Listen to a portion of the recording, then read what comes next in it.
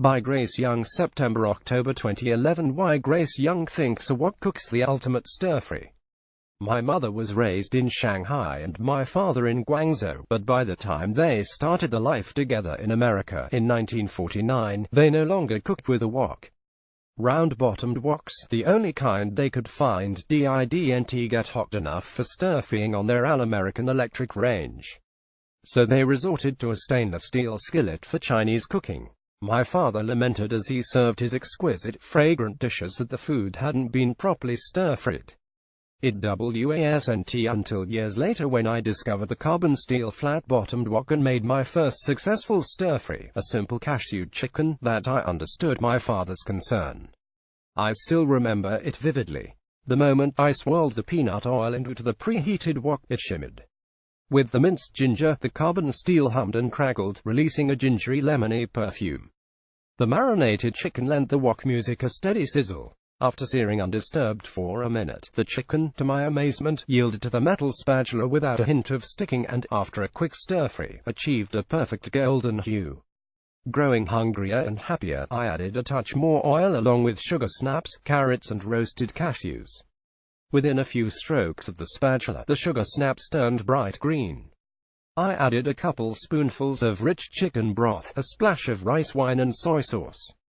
Stir-frying the mixture until the vegetables were crisp and tender, I could feel myself bonding not only with my wok, but with the hundreds of years of tradition that had produced such a simple, healthy and elegant cooking technique.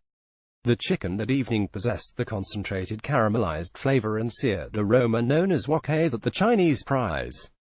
The vegetables were exquisitely sweet and crunchy. To this day I marvel at the natural non-stick quality of a seasoned carbon steel wok, which is what makes it indispensable for stir-frying. For over 2,000 years, the wok has been the essential tool in the Chinese kitchen. It is the original natural non-stick pan. Once seasoned, just as with a cast-iron skillet, its surface acquires a non-stick patina. The more it is used, the better the patina and the less oil the carbon steel wok requires. Nutritionally, a carbon steel wok imparts some dietary iron into food, and cooking quickly at high heat preserves such delicate nutrients as vitamin C and folate.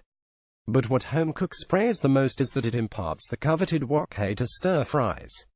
Despite all those benefits, the carbon steel wok is becoming increasingly difficult to find. On a recent visit to Philadelphia's Chinatown, I went searching for a carbon steel wok, but could only find non-stick cookware. In fact, the only place that had one was a cookware store in the Italian section of town. And in China, too, in urban centers, I've observed that modern non-stick cookware has usurped carbon steel and cast-iron woks. But non-stick is just not the same. It's not safe to use traditional Teflon-coated non-stick pans over high heat because it may cause the coating to break down and release potentially toxic fumes. And most non-stick pans don't last. Food stir-fried in a non-stick pan is devoid of the coveted browning and seared fragrance a carbon steel wok imparts. As a Chinese American, the looming extinction of the carbon steel wok makes me sad. I've been called the wok evangelist, the stir-fry guru and the wok doctor. When I travel, I carry my wok onto flights, subjecting me to enhanced scrutiny from Homeland Security. But when I lecture and teach, my wok is at my side, or on the flame, and I can be sure that every time I stir-fry in my wok, I'm going to get that magical aroma and sear that would make my dad proud. Grace Young is a 3-time ICP award-winning writer, including the Jane Grigson Award for Distinguished Scholarship.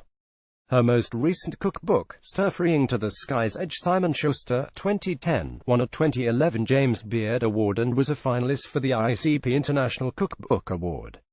She lives in New York City. Photo credit Joshua Paul.